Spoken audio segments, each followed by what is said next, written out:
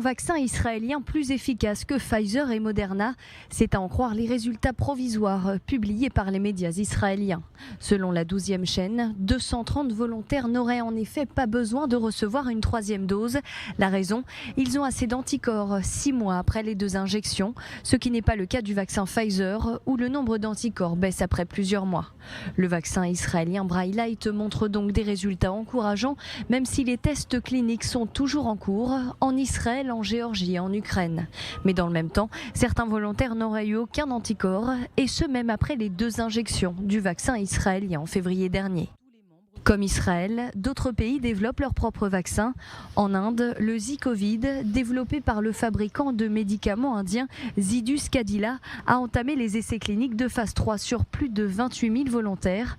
Et selon le ministère indien des Sciences et des Technologies, les résultats provisoires montreraient une efficacité de 66,6%. Vendredi, l'autorité nationale a même autorisé l'utilisation en urgence de ce vaccin en 3e dose. Cuba dispose de 2 vaccins entièrement mis au point par les scientifiques du pays, Sobrerana et Abdallah.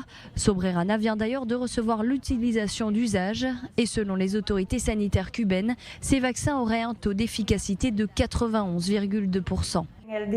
À partir d'aujourd'hui, Soberana est un vaccin autorisé à l'utilisation en situation d'urgence. Nous sommes très avancés dans les essais cliniques sur les enfants. Nous avons des résultats très satisfaisants. Il faut donc s'attendre à ce que la prochaine étape soit de demander une extension de l'autorisation d'utilisation en urgence sur les enfants. En France, on attend toujours le vaccin développé par le groupe pharmaceutique Sanofi. La phase 3 des tests a commencé au mois de mai. Résultat, le PDG de Sanofi assure que ce vaccin ne sera pas disponible avant le mois de décembre.